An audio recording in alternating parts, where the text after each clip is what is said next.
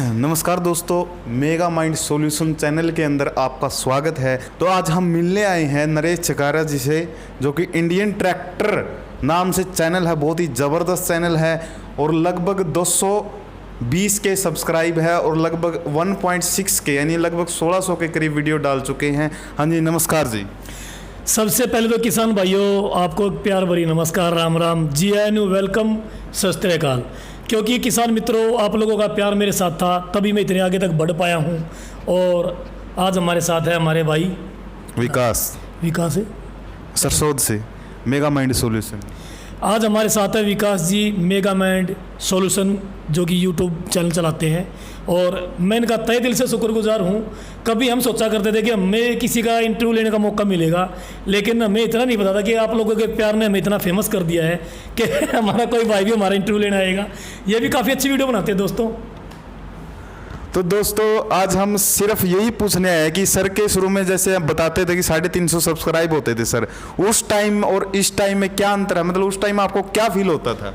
Sir, ऐसा feel होता था कि लोगों से फ़ोन मांग करके सब्सक्राइब करना पड़ता था चैनल के। भाई हम भी आप लोगों के लिए कुछ हेल्प करना चाहते हैं, आप लोगों को कुछ अच्छी वीडियोस देना चाहते हैं। जितना कि एक ज़मींदार के बेटे होने के साथ साथ जो कृषि का नॉलेज हमें था, वो हम औरों के साथ शेयर करना चाहते थे और औरों से भी ज्ञान प्राप्त हम करना चाहते थे।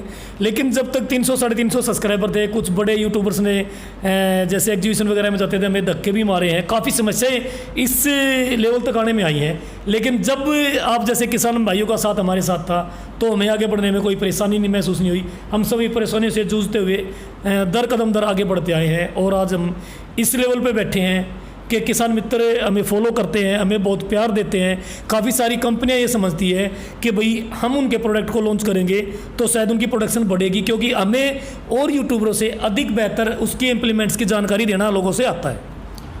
तो सर, आपकी जो किसान से रिलेटेड आपने जो चैनल बनाया हुआ है, कि जो खेती बाड़ी आप पहले से ही करते थे, पहले से इंटरेस्ट था या फिर आपने बाद में इंटरेस्ट लिया इसके बारे में? आपने मतलब जड़ पांद वाली बात पूछ ली भाई साहब। तो जैसे मैं 10th स्टैंडर्ड में पढ़ता था, लगभग 2001 की बात है। तो पिताजी जैसे रोडवेज में जॉब करते थे हरियाणा रोडवेज करनाल में, तो पिताजी ने मुझे ट्रैक्टर लेके दे दिया। और मोस्टली उस टाइम पे मेरी उम्र होती थी 15-16 साल। अगर आप आज की डेट में किसी भी किसान के बेटे को 15-16 साल की उम्र के लड़के को अगर आप ट्रैक्टर लेके दे देते हो, तो वो ट्रैक्टर को इतना रफली चलाएगा कि वो मुश्किल से 5 साल निकाल पाएगा। बिल्कुल सही। लेकिन कुछ किसान मित्रों ने मेरा ट्रैक्टर देखा भी है, मैंने उसका रीसेल का एक वीडियो डाल दिया था और वो मैंने 19 साल चलाया और आज भी मेरा ट्रैक्टर जो है 90 पैसे कंडीशन के साथ था 2001 से लेके 2019 तक। और हमेशा शौक रहता था। देखो, पढ़ाई में मैं कितना पुअर स्टूडेंट था, इतना गरीब स्टूडेंट था, पुअर का मतलब आप समझते ही होंगे कि मैं हमेशा जो है दीवार के कमर लगा के बैठना होता था। मास्टर जी मुझे पूछते थे कि भाई तूने भी कुछ याद कर रखा है? अगर कुछ याद होता था तो मास्टर जी से डर के हम भूल जाते थे। लेकिन 1995, 96 और 97 के दौर में जब लगातार 3-4 साल कच्छाधारे के रुक के काफ़ी फेमस रहे हैं, शायद छोटे भाई आप तो बहुत बच्चे रहे होंगे। मैंने 8वीं क्लास के एग्ज़ाम दे रखे थे, 97 या 98 के आसपास की बातें हैं। तो मैं उस टाइम पे कच्छाधारियों से ना डरते हुए अपने खेतों में सोता था, क्योंकि भाइयों मैं बिजली चोर भी रहा हूँ पुराने टाइम में, क्योंकि मेरे खेत में जो बिजली का कनेक्शन नहीं था, मुझे रात को चोरी करनी होती थी।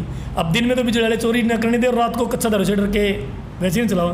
तो मैं 8th स्टैंडर्ड से ही कृषि में बढ़ गया था, खेती में बढ़ गया था। और 10th स्टैंडर्ड में जाने के बाद पिताजी ने मेरे को जैसे ट्रैक्टर दिलाया, तो मेरी जो समस्त रुचि जो है एग्रीकल्चर की तरफ होती चली गई। और जैसे दादाजी या परदादे जो 120 एकड़ के ज़मींदार थे, तो काफ़ी सारे इम्प्लीमेंट्स उस टाइम पे हमारे पास होते थे। 1972-73 में जो है पिताजियों ने, मतलब दादाजियों ने ट्रैक्टर ले लिए थे और पिताजी ने भी काफ़ी टाइम तक खेती करी है। फिर 93 के आसपास पिताजी जो रोडवेज में लग गए थे, तो अपनी खेती जो है थोड़ी बिखर सी गई थी, क्योंकि माताजी खेत में जा नहीं पाती थी और जो है पिताजी जॉब करते थे, लगभग लंबे रूट पे चलते थे। तो 97 से मैंने अपनी खेती संभालना स्टार्ट कर दिया था 8th के एग्ज़ाम देके। उसके बाद 10th में पिताजी ने ट्रैक्टर दिला दिया। फिर तो मेरी समस्त रुचि जो है एग्रीकल्चर को मैंने अपना जीवन सौंप दिया, क्योंकि भाई मेरा छोटा भाई मेरे से 5 साल छोटा था और 2004 में उसने जो है ग्रेजुएट यानी कि HM-BSc एल्पाइन कॉलेज देहरादून से की थी और आपके पप्पू भाई ने 12वीं कर ली थी भाई। अगर हम बात करें एजुकेशन की, तो मैं बहुत ही काफ़ी लो रहा हूँ एजुकेशन के मामले में। मैं काफ़ी पुअर रहा हूँ, मुझे इतना ज़्यादा ज्ञान नहीं था। लेकिन जो टेक्निकली जो स्पेसिफिकेशन की जो वीडियोज़ होती थी जो हमारे साइंस के टीचर्स हमें पढ़ाते थे, जैसे भाई वो एक क्वेश्चन आता था दोस्तों हमेशा कि सुई हल्की होती है वजन में लेकिन पानी में डूब जाती है, जबकि जहाज तैरता रहता था। वहीं से मेरी रुचि बढ़ती चली गई कि इतनी भारी चीज़ अगर तैर सकती है तो हम क्यों नहीं टेक्निकल वीडियो बना सकते। उसी टाइम से मन में होता था और 2014 में मैंने एक बार सिंगिंग भी स्टार्ट की थी।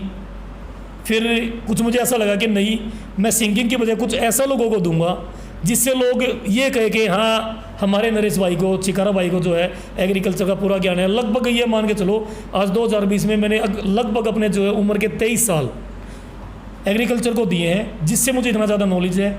और कुछ नॉलेज मैं ये नहीं कहता कि मुझे 100% नॉलेज है, लेकिन 99% नॉलेज है और 1% नॉलेज जो मैं आप जैसे किसान भाइयों से ले लेता हूँ, क्योंकि कुछ लोग जो है हमारे सीनियर भी है और खेती का तजर्बा तो भाई साहब हर साल चेंज होता रहता है।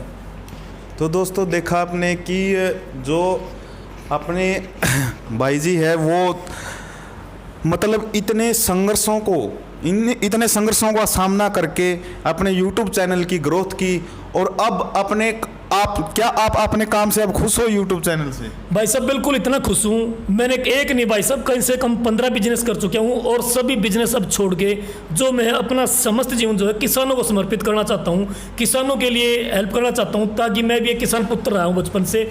और काफ़ी समस्याएं मेरे सामने भी आती थी, जैसे इम्प्लीमेंट्स की या टेक्नोलॉजी की, इस तरह की समस्याएं। उससे जब मैं जूझता गया तो मैंने सोचा कि क्यों ना मैं किसान भाइयों की हेल्प करना स्टार्ट कर दूँ, जिससे किसान भाइयों को ये लगे कि अगर उनको ये इम्प्लीमेंट्स खरीदना तो किस कंपनी का बेस्ट रहेगा, किस इम्प्लीमेंट्स का कितना परफॉर्मेंस है, कितनी उसकी कैंपेल है, क्या उसकी कॉस्ट रहेगी, क्या वो सेल परचेज के लिए बेस्ट है रीसेल के टाइम पे, और अगर क्वालिटी के टाइम पे लेना तो आप किस तरह का ले सकते हैं।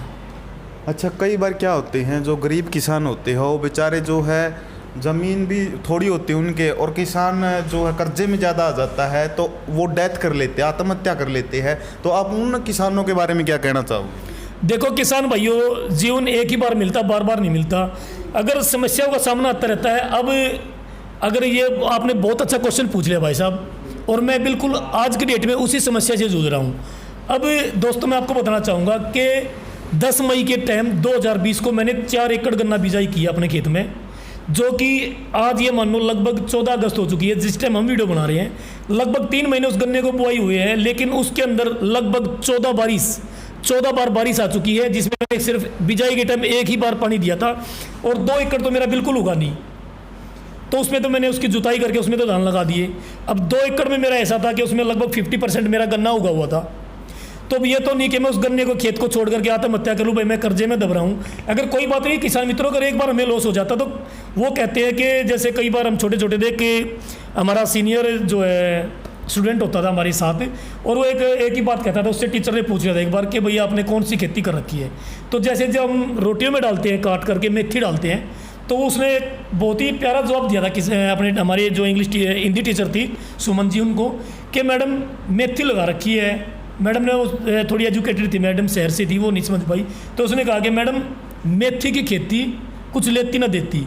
तो ज़मींदारों की ये तो मतलब आप समझ सकते हो कि ऐसा हार्ड है कि हम जब ही छोड़ सकते हैं ज़मींदार जब हमारी डेथ हो सकती है। लेकिन इसका मतलब ये नहीं कि हमारे सामने कोई समस्या है कि उसके कारण हम डेथ ले ले।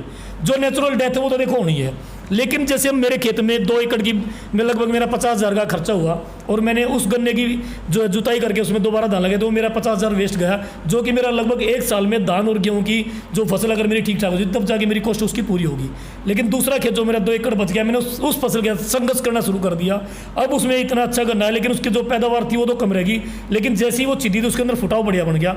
उसमें मैं लगभग 70-80 हज़ार का खर्चा कर चुका हूँ। लेकिन मैंने पड़ोसियों को ये कह दिया था कि भाई ठीक है, जिस मेरे में खेत में नहीं होगा तो कोई बात नहीं, लेकिन जिसमें अगर ऊपर परमात्मा की मार है, उसमें अगर 3 महीने के अंदर 14 बारिशें हो चुकी हैं, जिसको ना तो मुझे कभी नुलाई का टाइम मिला, जैसे 1 हफ्ते में जैसी ज़मीन सूखती है भाई आजकल में मजदूर बिठाएंगे नुलाएंगे, या जैसे इम्प्लीमेंट्स आते हैं इंजन वगैरह हो गए, या फिर ट्रैक्टर के इम्प्लीमेंट्स हो गए, कल्टीवेटर वगैरह, उसके साथ जुताई करेंगे, तो उसका मौका ही कभी भगवान ने हमें दिया नहीं। पिछले 3 महीने में 2-4 दिन के बाद, 10 दिन के बाद, हफ्ते के बाद फिर बारिश हो जाती है।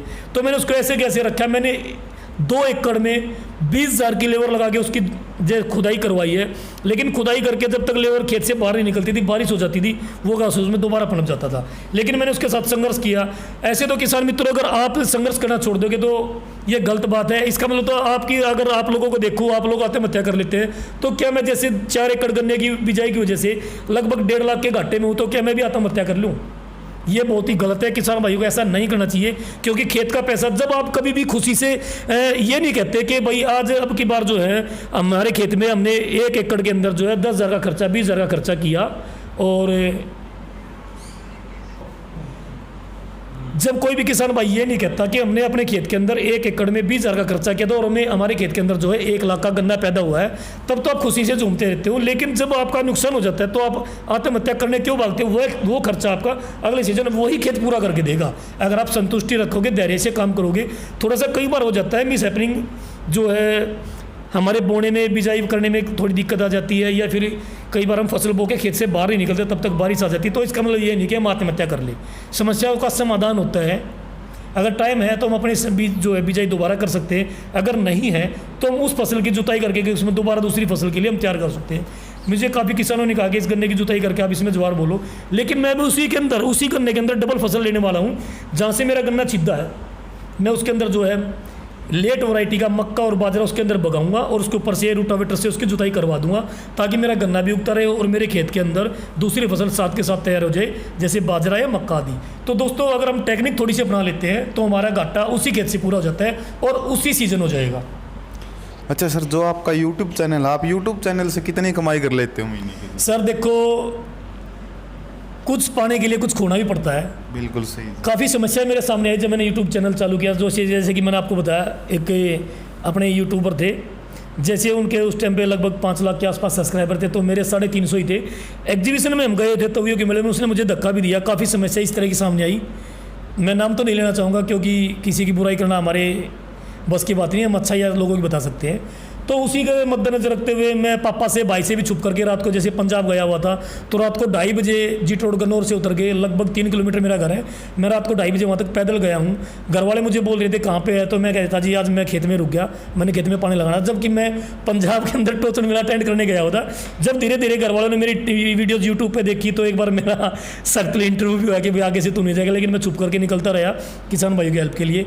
और किसान भाई ने मुझे इतना प्यार किया, उन्होंने जैसे जैसे मुझे फॉलो करते गए, मुझे उत्साह बढ़ता गया कि मैं किसानों के लिए कुछ कर सकता हूं।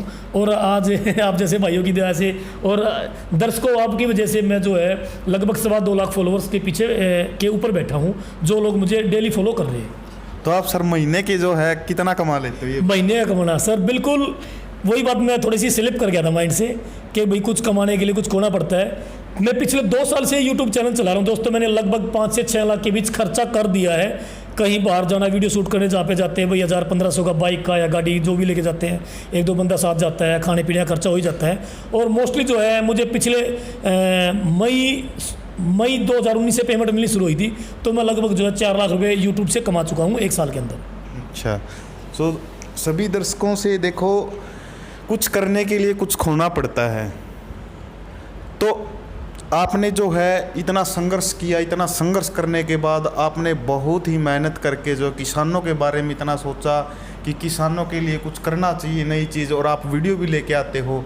तो दोस्तों, इसी के साथ जो है आप जो है इंडियन ट्रैक्टर वाले चैनल के साथ मिले होगे, तो इसलिए आपसे जो है रूबरू करवाने के लिए जो है मैं बिल्कुल ही उत्सुक था। मैंने बहुत सारी वीडियो देखी सर की, बहुत सारी वीडियो मुझे बहुत अच्छी लगी। तो इसलिए सभी दर्शकों को जय हिंद, जय भारत। मिलते हैं दोस्तों किसी बढ़िया सी नेक्स्ट वीडियो में। कोशिश करेंगे कि एक बार भाई साहब के साथ एक कोलैबोरेशन वीडियो किसी नेक्स्ट न्यू इम्प्लीमेंट्स और उसके स्पेसिफिकेशन के साथ हम निकालें। और भाई के चैनल को भी फॉलो करो, काफ़ी अच्छी वीडियो ये भी बनाते हैं दोस्तों। अगर आप मुझे फॉलो करते हैं, मुझे पसंद करते हैं, तो मैं उम्मीद करता हूँ कि आप भाई के फॉलोअर बढ़ाने में मदद करोगे, ताकि इनको भी थोड़ा उत्साह मिले आप लोगों के लिए अच्छी से अच्छी, बेहतर से बेहतर वीडियो बनाने के लिए। चलो, थैंक यू सर। जय किसान, जय हिंद, जय भारत।